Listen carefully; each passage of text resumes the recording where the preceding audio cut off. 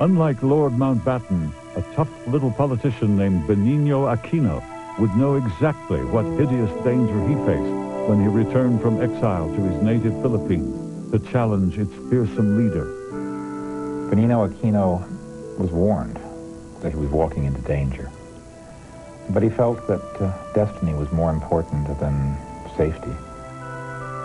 Aquino was born into an important Philippine family. He was the youngest mayor in Philippine history, the youngest senator, the youngest governor.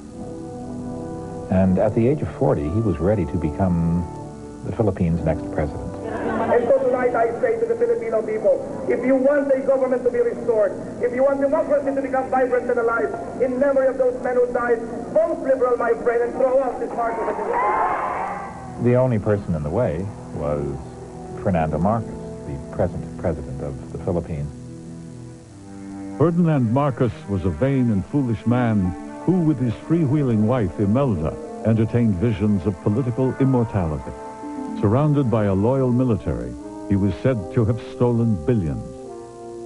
The scale of greed, the scale of out-and-out snatch and grab corruption was really quite amazing. He was helped along by Western powers who would tolerate just about anything so long as he kept the Philippines safe from communism.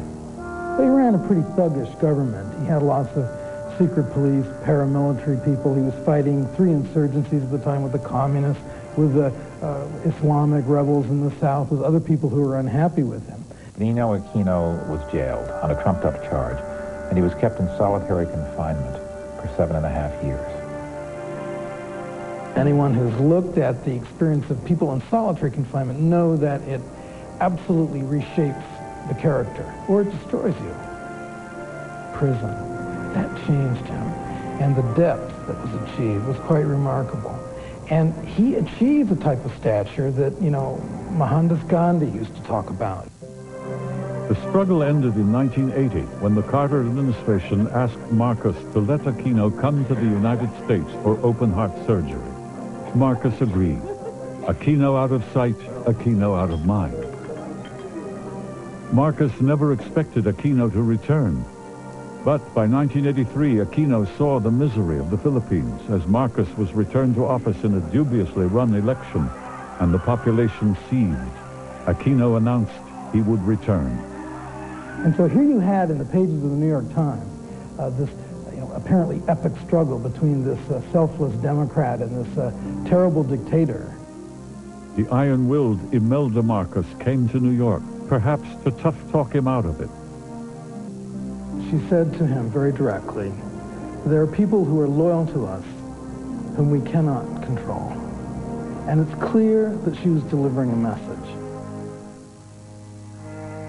He went in a way to his death, I think, perhaps persuading himself that even if it happened, it could be the one event that would galvanize his country to really face down this dictatorship. I want to kiss him. Yeah.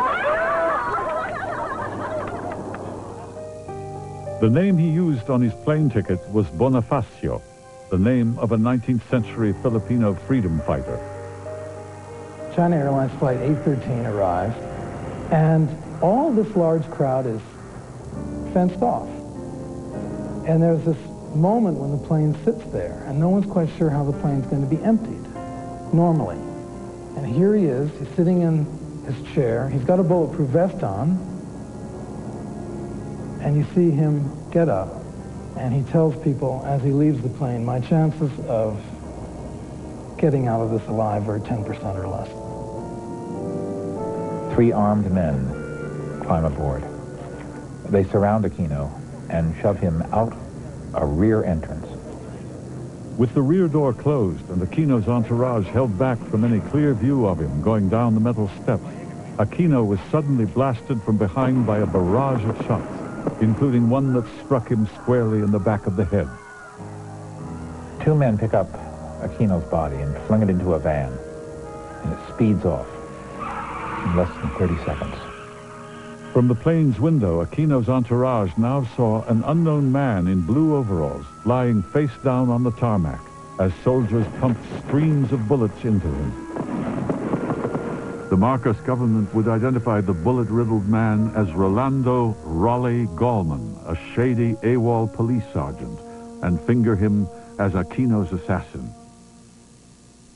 Not a single human being in the Philippines or anywhere else believed the government for a second. Benigno Aquino was displayed in an open glass-covered coffin. No effort was made to disguise a bullet wound that disfigured his face.